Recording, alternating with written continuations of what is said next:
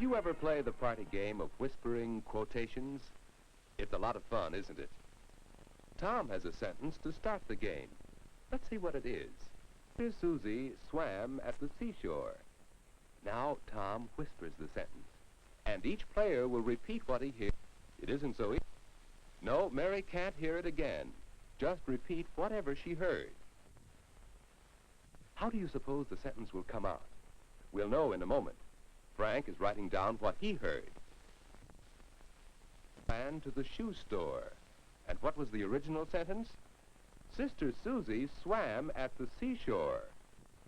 Quite a difference. Yes, a simple quotation can certainly be changed in being passed along from one person to another. Quotations were a lot of fun for Tom at the party. It wasn't until later that he found out how important they can be. That Saturday, Tom and Mary and Frank were walking past the school playground and wishing they could go in and play. They never could understand why the gate was always locked on Saturdays. Mary thought it was time to find out whether anything could be done to open the playground. Frank thought so too. He could ask Mr. Allen, the physical education teacher. Mary offered to interview Mr. Schaefer, the school principal. Tom said he'd ask his big brother about it. But would Tom's brother really know anything about the playground? No, if they were going to gather accurate information, they'd have to talk to people who were authorities. Then Tom had another idea. He could talk it over with his father's friend, Mr. Pennington, president of the Civic Improvement League. He would certainly know something about playgrounds. Anything he told them would have real importance. So they agreed to find out what these various people could tell them, and then meet at Tom's house after school Wednesday. Wednesday afternoon came, but what happened? They had seen the various people as they agreed, and they met to discuss what they had heard. But they had just about given up, because the more they talked among themselves, the more confused they became. Frank, did Mr. Allen really say we couldn't use the school's athletic equipment? Yes. No. He said there would have to be a supervisor on duty. Well, Mr. Schaefer said there's no money for that. But the Civic Improvement League, Mr. Pennington, said that they might help. At least I think that's what he said. Didn't you say that Mr. Schaefer said something about the Civic Improvement League? Yes, something. Anyhow, Mr. Schaefer did say that if we prepared a report on what we learned, he could use it to try to help us. Well, what have you written? Nothing. How can I write what we heard when we don't even know ourselves? That's the trouble. Now Tom is thinking about something, remembering something. Do you know what it is? Can you remember? Of course, the party game, quotations. The sentence got so mixed up in passing down the line that by the time it reached the end, you could hardly recognize what the first person had said. That day, it was funny. This day, it was serious. No wonder Mary couldn't write a report of what they had heard. Look, the only way we're going to get anything done is to write this report for Mr. Schaefer.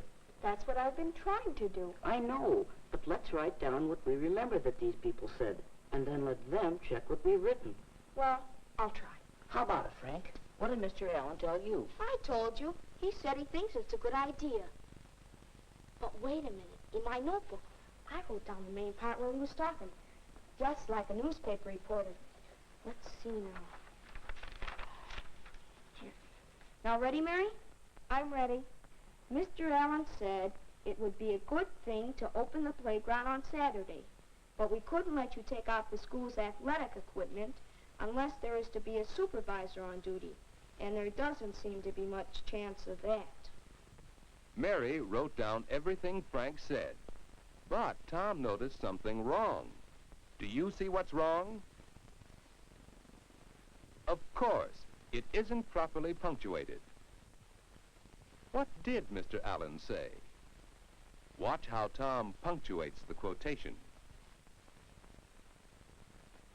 A comma, a capital letter, quotation marks to indicate the beginning of the quotation,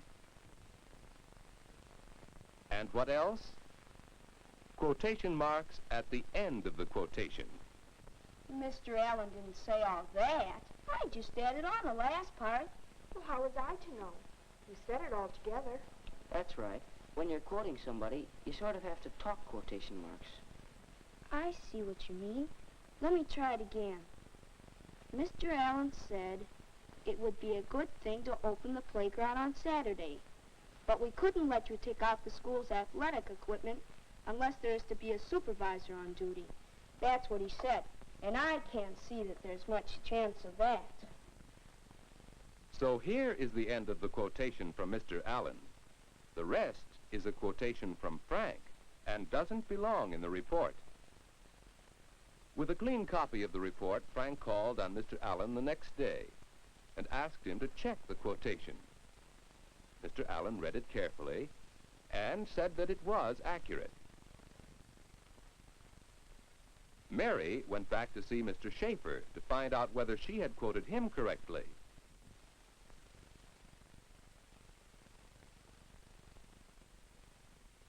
In her statement, she used no quotation marks. None were needed because she did not quote Mr. Schaefer directly, but gave an indirect quotation of what he said. A paraphrase. Well, Mary, may I see how you quoted me? Here it is. I think that's what you said. Almost. Is it wrong? Well, in a way, it's wrong. These are almost the words I used, but you have given them a somewhat different meaning. The first part is correct, but then you've written, and that he had talked with the Civic Improvement League and had tried other sources of raising money. That sounds as though I had tried all these other sources some time ago, and now there's no hope of raising the money. That's what I thought you said. You mean now you have found the money? That isn't what I said either. Here, let's correct this. Let's change this and to but, and let's change had talked to is talking.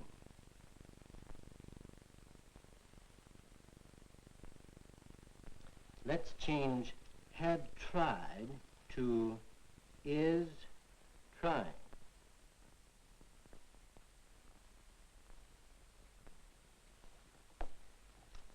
Now read it. But that he is talking with the Civic Improvement League and is trying other sources of raising money. Why, that is different. You see how easy it is to take something a person has said and make it sound as though he said something quite different? I didn't mean to make it sound different, but I see I must be more careful to be sure I'm quoting accurately. And Tom wanted his quotation to be accurate, too. Yes. I went back and checked our report with Mr. Pennington. And, well, that first time I guess I just didn't understand what he was talking about.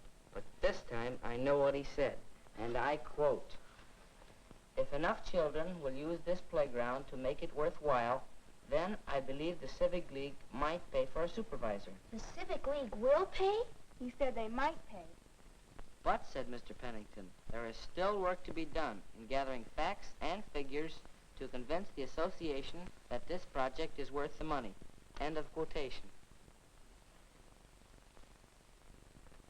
I think that's where Mr. Schaefer can help us, as soon as we turn in this report. Things look better, don't they? Once Tom and Mary and Frank were off the track, now they're on the right track to achieve their goal. They have this opportunity because they're acting on information supplied by reliable authorities, because they have complete, accurate information, and because they understand quotations, use them. Now, Mr. Schaefer can use their quotations to help them get the playground opened on Saturdays. Whenever you use a quotation, watch that quotation.